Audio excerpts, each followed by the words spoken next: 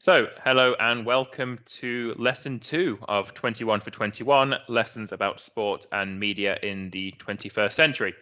Now, there's a sort of a double-headed topic today. We're talking about women's football and how that continues to grow across broadcasting network, but also how one of those broadcasters is a new media, TikTok. We're giving you all the latest news on TikTok and how that is becoming integral to a lot of people's consumption of sport. So, Jamie, how's the week been for you since we launched last week? Anything major happening with you? No, not really. Yeah, back for lesson 2. No, not really. We've been making the most of the international break. Mm-hmm. Sort of ramping up, ready for the return of domestic competition in football again, and yeah, taking a bit of advantage of that time to spend with the family. So Sounds great. yeah, Sounds nice. yeah, Yeah. yeah. So I was at here in Dusseldorf at Showbiz 2021, which was a big sort of German networking event within the sports industry. So one of the things I went to yesterday, it was the live recording of Kicker Meets DAZN, which is one of the main football podcasts in Germany. They interviewed the Geschäftsführer, so the managing director of Borussia Dortmund. So you never know, maybe by the time next year we're on to lesson 52 of 21 or whatever, we'll be there on recording. So you never know. We've got something to dream of. Well, we're going to talk about the zone in a short while. That's going to come up a bit later in the show. Mm-hmm. You mentioned new media and TikTok. So we're going to talk about some pretty big news with them. Obviously, I'm going to jump straight in because Yeah, go for it. Go. TikTok, they had a big summer really in terms of football and sports. They were title sponsors, or one of the title sponsors of Euro 2020, which is obviously delayed a year and took place in 2021.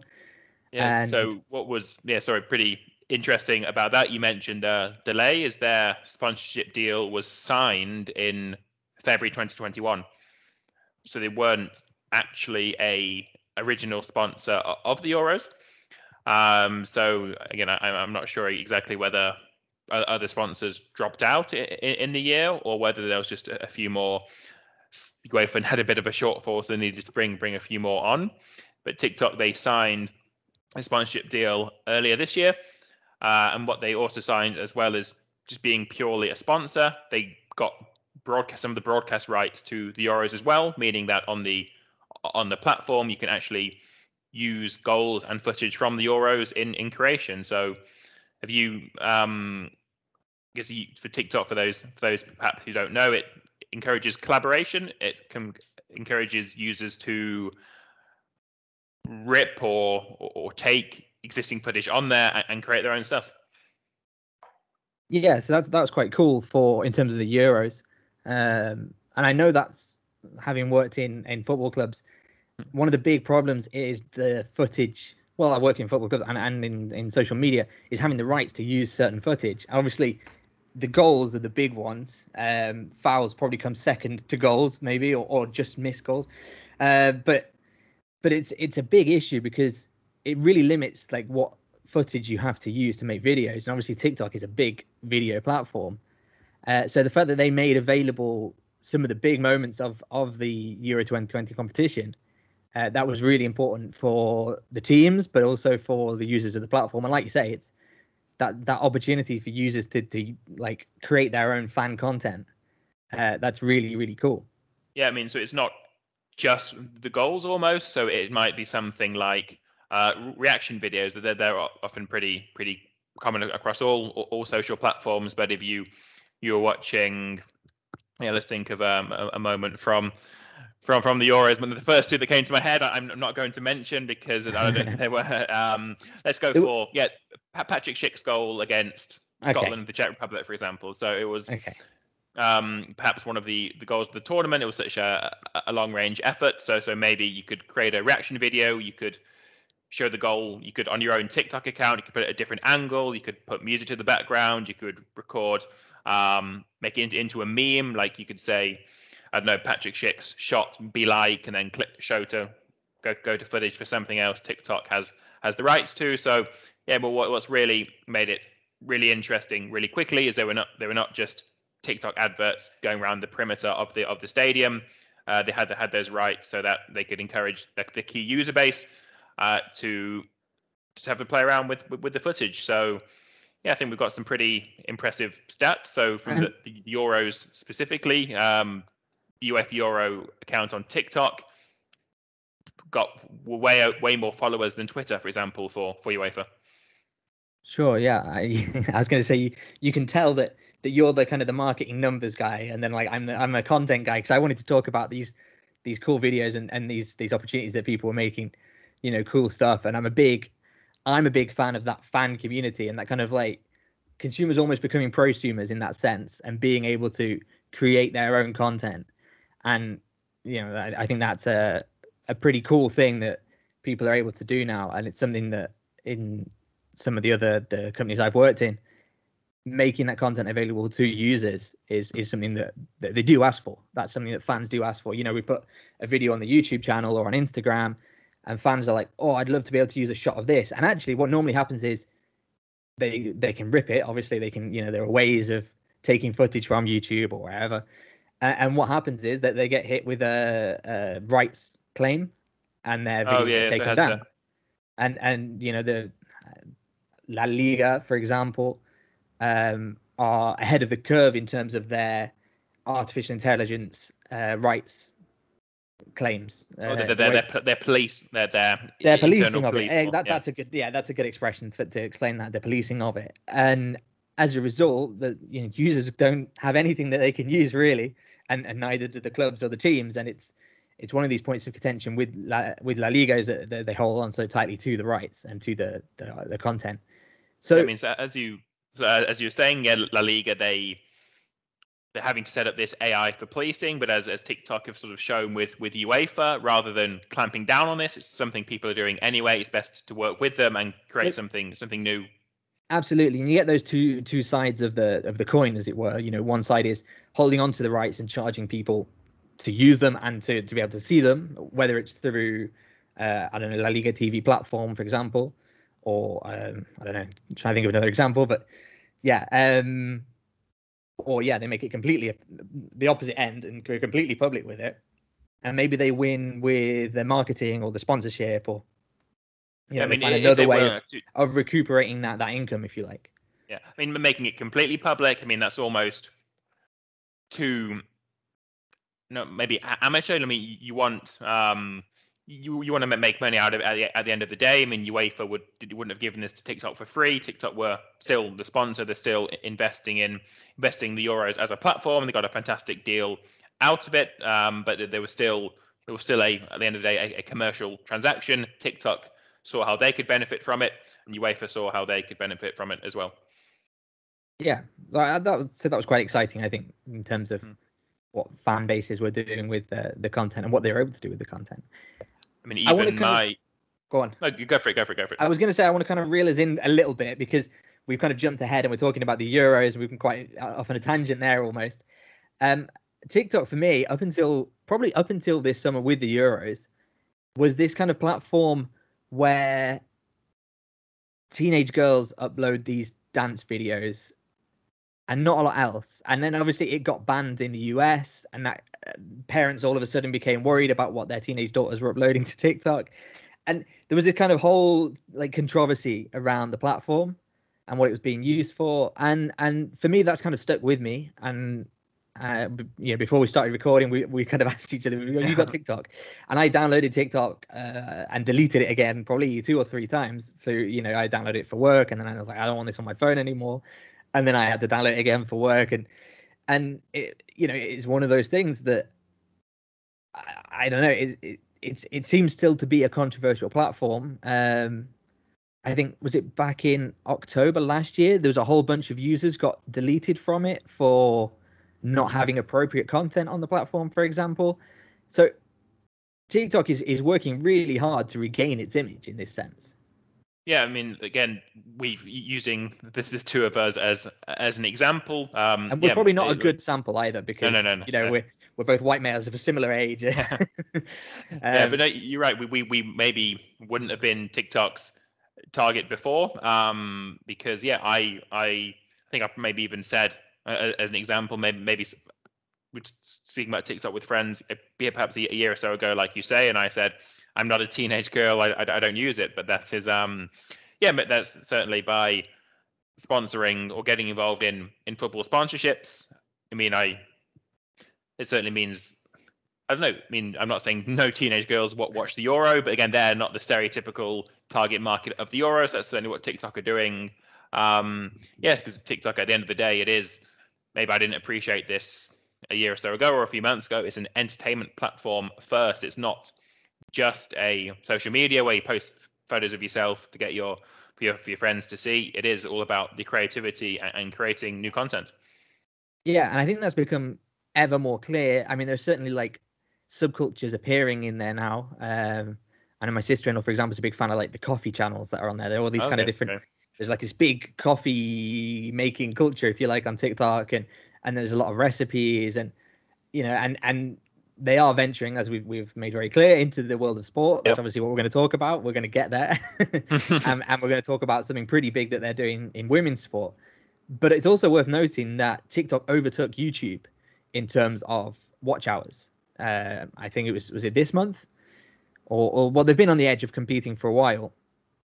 I'm scanning through this article I've got in front of me now. Yeah. No, you're right. I mean, it's what, just again back to what we were just saying. It's an entertainment platform. People are there to watch videos. I mean, people aren't going to be scrolling through their Facebook or Twitter feed more than they're watching videos, but because TikTok, it's a mixture of the two. It does have a feed you can skip or you can like and you can comment, but ultimately it is an entertainment platform first.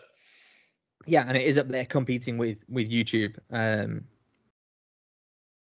Android, it's estimated that they're basically per user 10 hours more video being consumed a month on TikTok than on YouTube.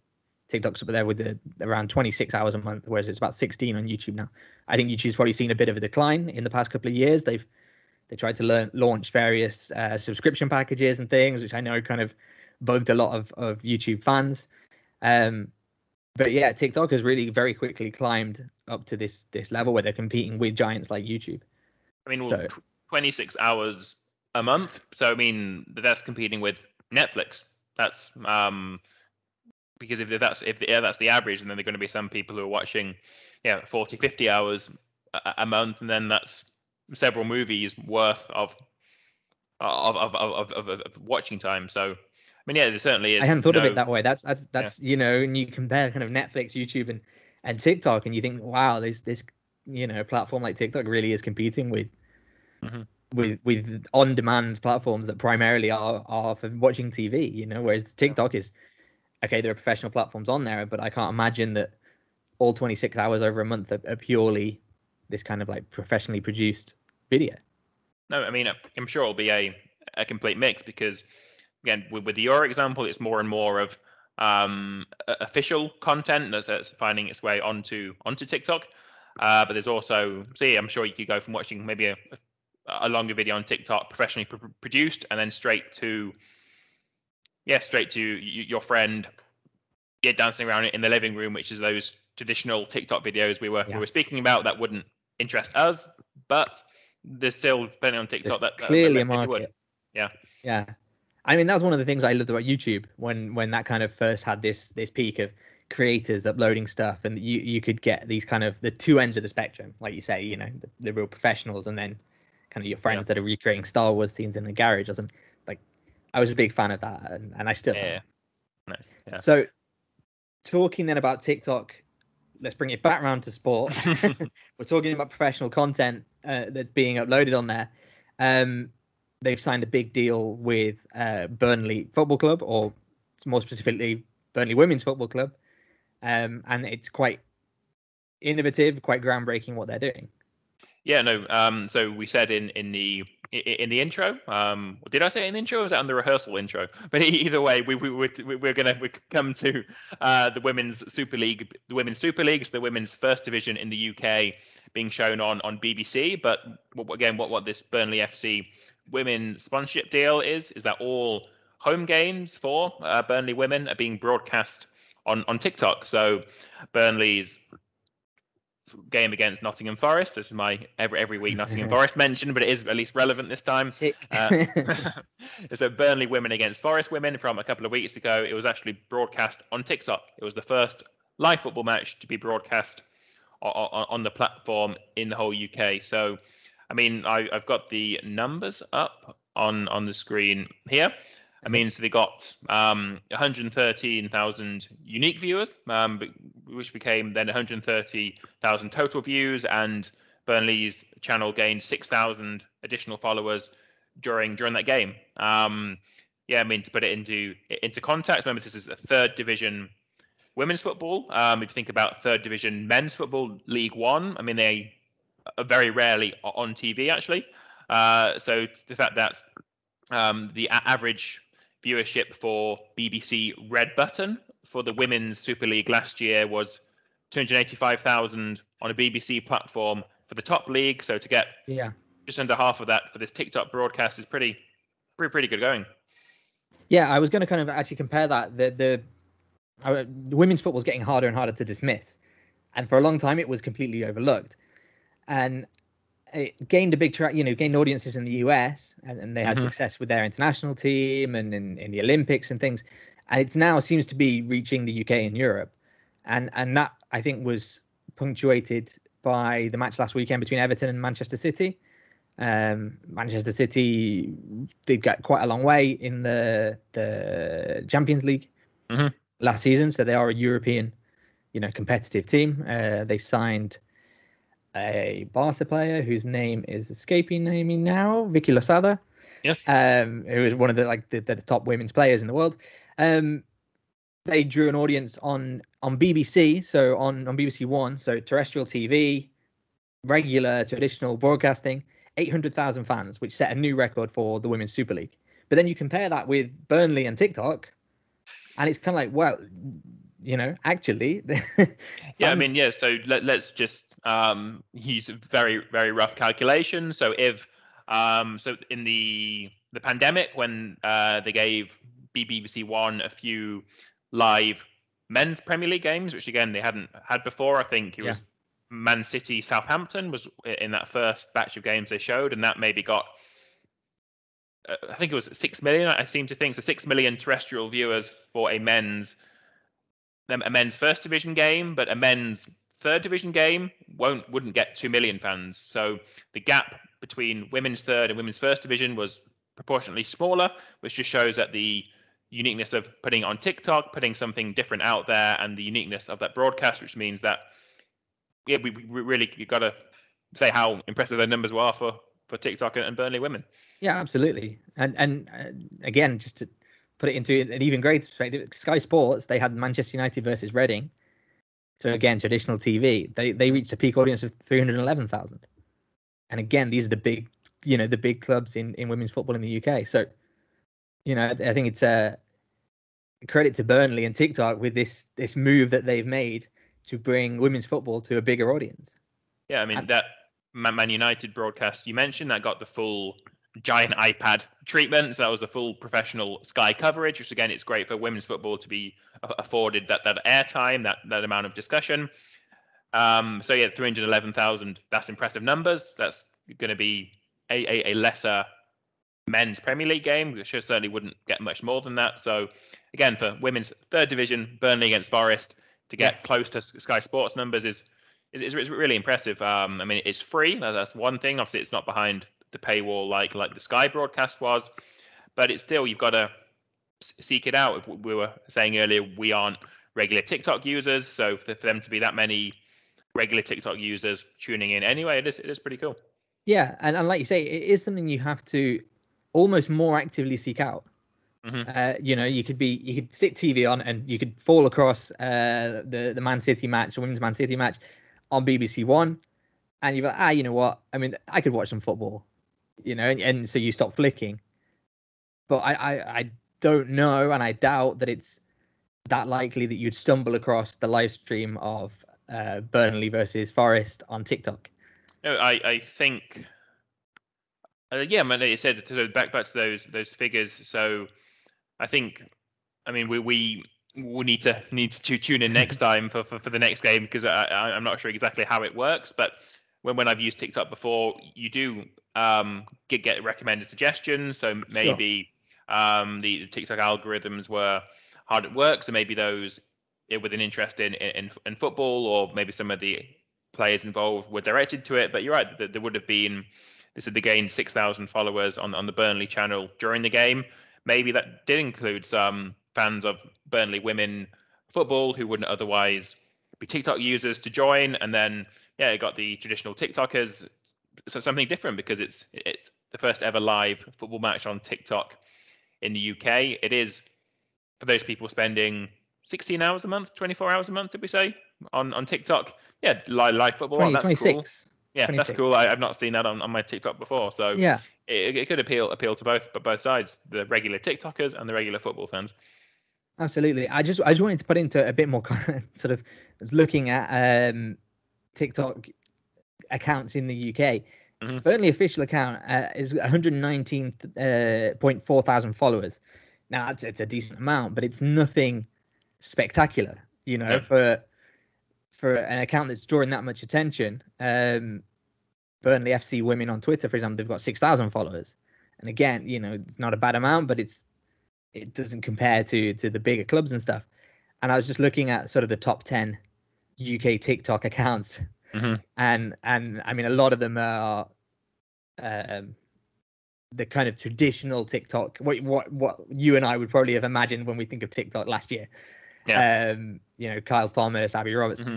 and that we're talking millions. We're talking 9.2 million, 16.6 million. So I think for Burnley, women's football, everything that we're kind of saying about to attract the audience they attracted, I think is very impressive. Yeah, I mean, it also goes to women's football in general. I mean, throughout the years, there's always been suggestions of how can we make women's football different. Let's make the game shorter. Let's make the kits different. Let's make it 9-a-side. Or what's been proven is women's football. It should be football. It's 11v11, 90-minute matches. But that doesn't mean that away from the game you can't do different. So maybe. You said Burnley Women have 6,000 Twitter followers. I would guess Burnley Men have many more, but maybe Burnley's TikTok account will be purely focusing more and more on the women's team. So TikTok will become seen as it's the place to get your Burnley Women news. So different social medias, different entertainment platforms, they are used for different things. And maybe for Burnley, they find that their women's content gets the best. Yeah, and what's nice as well is it's not just the Burnley team that are going to get this visibility. It's the other teams in their division that are going to get this visibility that they probably wouldn't have got before. And that's going to give them opportunities for better sponsorships, for more investment in these lower league teams. And that's going to boost the women's side of the sport on the whole. Yeah, no, completely. Because women's football is getting broadcast more and more, even on BT Sport in the UK. You can watch the French and the Spanish top divisions. Champions League we're going to come to. But if anybody would have told you, 1 or 2 years ago, women's third division football will be broadcast on a cutting edge platform, no one would believe you. Yeah, so absolutely. Really great to see that was what was chosen to be the very first game broadcast live on TikTok. I mean, it's probably worth remembering that it wasn't that long ago when women were banned from playing football. No, completely. It was. You're right. It was. Was it around the end of the First World War? I think. But that was when the bans started, because the women had taken over the men's jobs. The men's jobs domestically. They were working in the factories. They were playing the football, and they were banned even from stadiums for a time. They couldn't even go and watch the men, and then they couldn't play at all. Like, I think if a women's team would try to hire out a pitch, not even a stadium, like a local recreation ground to play a game, they just wouldn't be allowed. So the fact that it's come from being completely banned to getting more and more investment, more and more viewers each year is really, really impressive. Yeah, I completely agree. And it's, it looks like the Women's Super League is set to break further records as the season goes on and have a record-breaking season. And I hope that's the start of a decade of women's football domination, or, at least finding that equilibrium and trying to pull level with the audiences that men's football attracts. And I hope the sponsors see that as well, and we can start to see a bit more balance as well in the salaries and in the compensation that women's footballers are getting. Yeah, I mean, you look at the Reece James and Chelsea, and I'm not sure if it's his twin or his just sister, but Lauren James, who joined from Man United Women to Chelsea Women. I mean, they are both Chelsea footballers. So in any other industry, if they were both police officers, the salary would be the same. They're both Chelsea first team footballers, their salaries aren't going to be the same. So you just want that pay gap to, you don't want the men to take a pay cut. We aren't saying that's not the way for equal pay. It's getting the women's salary higher is what we'll be seeing as success, because football is a business. There's so much money in it. So distributing that money more evenly in terms of the broadcasting, like Sky, maybe rather than spending X amount on men's football, they spend slightly less on men's and more on women's, just to balance the field that way without turning into an either or. Yeah, and it doesn't have to be a zero-sum game in that sense. And I think this increased visibility, and it's only going to be exponential, especially as they're seeking out new platforms and new ways of getting this exposure. So there's, TikTok's a great example. That's just going to give more and more sponsorship opportunities to these teams, and create better turnover within the teams, and give better salaries to the players. Yep. Maybe we'll use this opportunity then to kind of seg into the second half, if you like, of this episode. We've talked about Burnley and TikTok, and we've talked about the Women's Super League in the UK. Obviously, there's a big platform for, international football. Over the summer, we saw the Women's International Champions Cup, which was Barca came third because I covered it. It was an American team, Portland, I think, won it. Well, Portland Thorns. I think Portland Thorns, that's right. Who beat Leon? Okay. They beat Leon in the final. Leon are a long time rival of Barca, and in the Champions League. But obviously that's a UEFA run event, and UEFA, of course, run the Champions League as well. Biggest European football competition. Arguably one of the biggest football competitions in the world, both on the men's and women's platforms, aside from probably the international competitions themselves. Yeah, so the TV deal, we said we went to touch on DAZN at the start of the call, but DAZN they're doing again something slightly different with their purchase of the women's football rights. Yeah, so it's maybe like I tried to do with TikTok before we got too far into it. DAZN's a fairly recent platform. I became aware of it maybe in 2018 when it arrived in Spain, and the big news here was that they got the rights to MotoGP, which is the motorbike equivalent of Formula One, and it's a big deal here in Spain. It's a very, very big sport because, I think the last, I want to say 10 years of MotoGP champions have been Spanish. Jorge Lorenzo, Marc Marquez, Joan Mir last year. They're all Spanish riders. And so DAZN got the exclusive rights from that, and that was a big deal because they won them off Movistar, who are very, very big. They're the equivalent of sort of like Sky Sports or BT Sport. The big multimedia company, phone, internet, I assume, TV and everything. Yeah, absolutely. And that caused a big problem because a lot of people bought the Movistar TV package, and they knew that on Sunday at midday the MotoGP races would be on. And then suddenly a lot of people that had never used streaming before suddenly had to learn how, they were like, I've got to get DAZN, and it's a month, you pay monthly, and you have to choose what you watch and when, and it's like a sports version of Netflix, if you like. And there's a learning curve that comes with that for people that are not used to streaming. Yeah. So I mean, it's interesting. Because by getting an established fan base, it's not as if I think MotoGP, it's the number one racing on bikes. It's not as if, football is maybe more fragmented. Like if DAZN buys one or two leagues, but not all of them, you'd be less likely to subscribe. But by investing. I think they're launched in the UK with boxing. They've almost the complete home of boxing now. So if you're a boxing fan, you'll get DAZN. In Spain, if you're a motorbikes fan, you'll get DAZN. Yeah, absolutely. Yeah, and that, like you said, that's the way they've done it. They've picked one niche in each sort of region, and they've dominated it almost, and they've grown pretty consistently.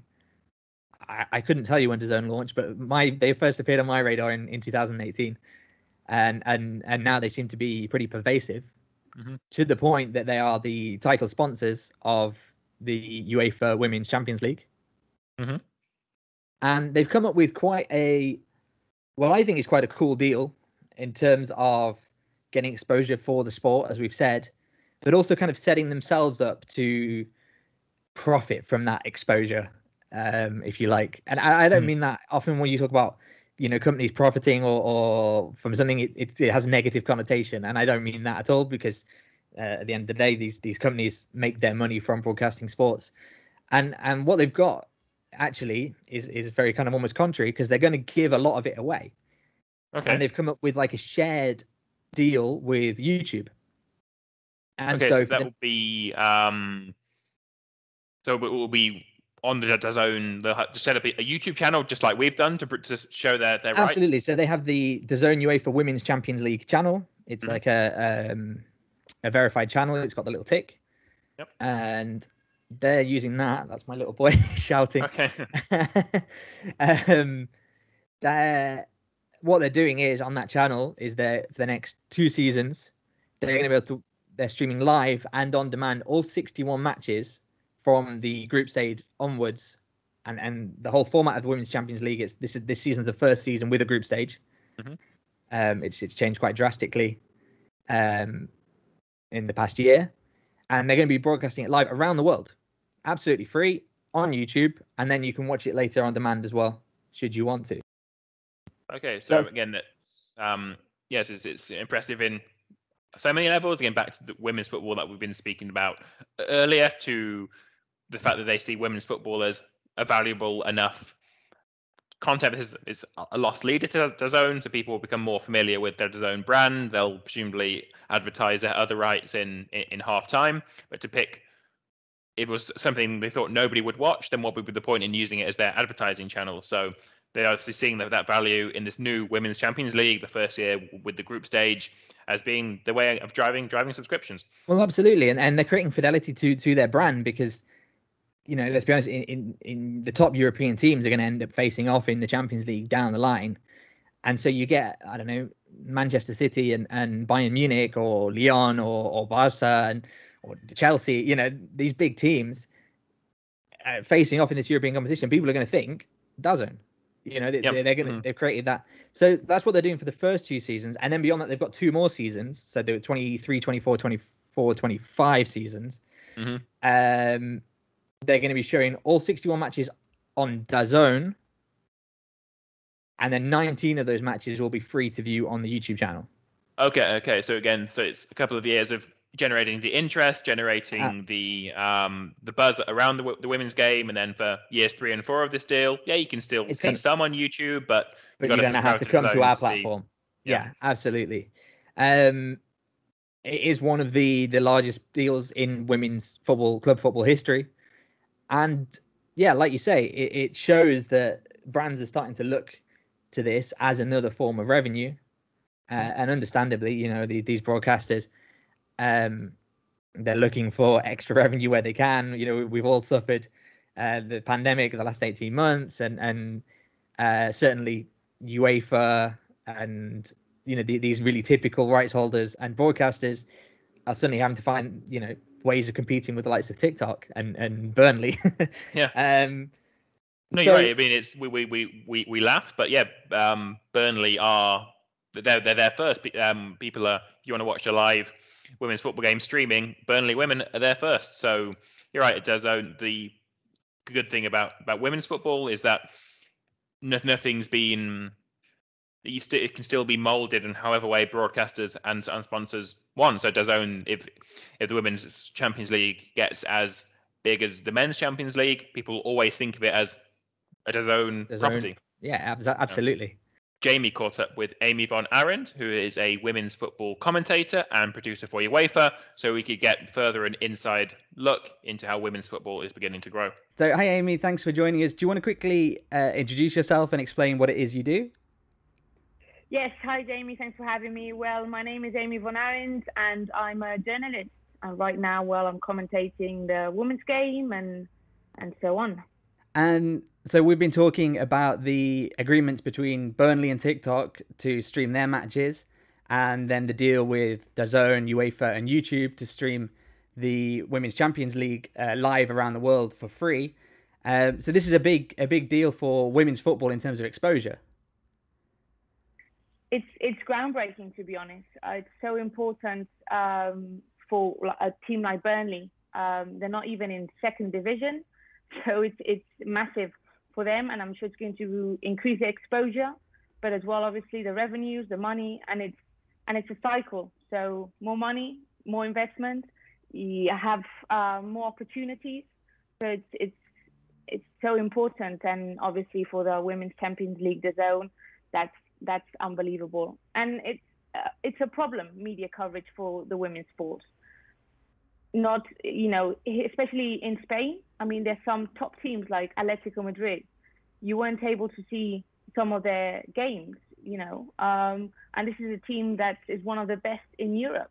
Obviously, Barca, well, they have their own platform, so they stream all of those. But at the same time, I mean, there's some top teams. Real Madrid as well do their own coverage, but it has to be better. It has to be better if we want to, increase the sport and get more attention to it. But definitely what DAZN have done, it's groundbreaking. It's a game changer for women's football, because now for the first time, everything is going to be covered.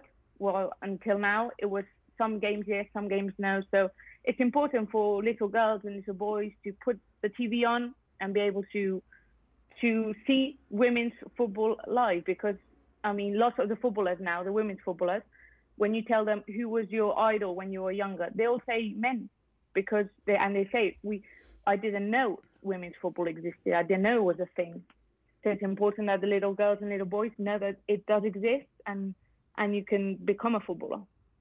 If we talk about, I don't know, Man City and Everton women's matches broke records last weekend on BBC with the Women's Super League.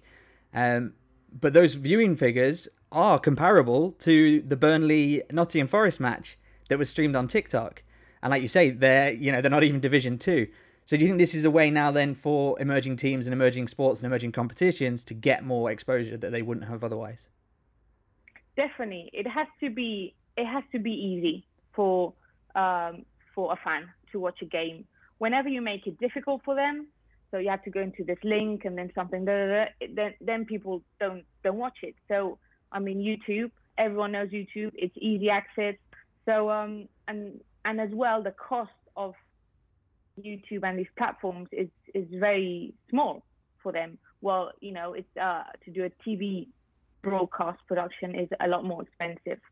So it has to be easy, and right now it has to be cheap for these platforms to want to do it. Because right now it's true that the women's game it's boosting now, but it doesn't bring obviously the revenue that the men's does. It has to be for the fans. It has to be easy to watch. So platforms like YouTube, TikTok, and as well for the young generation. My mum probably doesn't know what TikTok is, but for us younger generation, it is. But it's just easy with your phone. You don't need a TV. And you can watch it anywhere. You can be on the train and just pop your tablet, your phone out and watch it.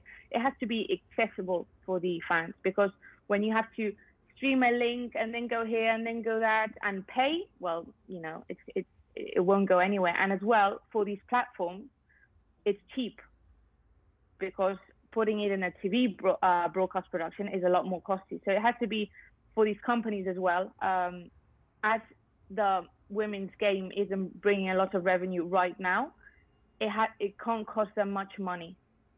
And I think for YouTube, TikTok, and all that, it's going to be a basic production, but it's better than nothing, definitely. Do you think it's a win-win-win-win then? It's a win for the teams, win for the competition, a win for the platform and a win for the fans. 100%, 100%. When women's footballers ask for equality, they're not expecting to earn the same as the men. When they talk about equality, they're talking about having the same conditions, the same facilities. There's a lot of first division teams in Spain that play on turf, artificial turf. So it's having all these conditions. So, well, it's all a cycle. If you have better conditions, you'll have better players. If you have better players, you'll have better games. If you have better games, you'll have more people interested in it. If you have more people interested in it, it's going to be more money. So it's a cycle. Well, it's this. I mean, they're not hoping to earn what Messi earns. They know that the women's game doesn't bring as much money as the men's. But what they're asking for is the same facilities. And for example, teams like Barca, Manchester City, Real Madrid, these top teams have invested a lot in having good gyms and everything, and they share it with the men, and that's very important. When you make the distinction of, okay, the men's gym is this one, the women's gym is this one, it's not going to be the same machines, the same everything. So yeah, I think it's important to make it all equal, so the women's game can grow. Because I mean, we saw it during the lockdown. I mean, for example, there was an Arsenal player. She was injured and she asked for her club for a bike, and they said they've all gone to the men, and she was like, well, I need to recover. So in the end, she put on Instagram a post saying, anyone has a bike I could use. And she's a professional player both for England and Arsenal, and she's asking on Instagram if anyone can lend her bike. And we have the case now of Rayo Vallecano. All the players have been doing all the pre-season without even contracts. It's all these things that it's already difficult enough. So and we're talking about Rayo Vallecano, that right now they're not in a good position, but until now they were playing Champions League. They were one of the top teams in Spain. So yeah, basically. So to contrast that, then, like you're saying, you're talking about one of the top teams in Spain, and then contrasting that to Burnley, who are, they're a third division team in England.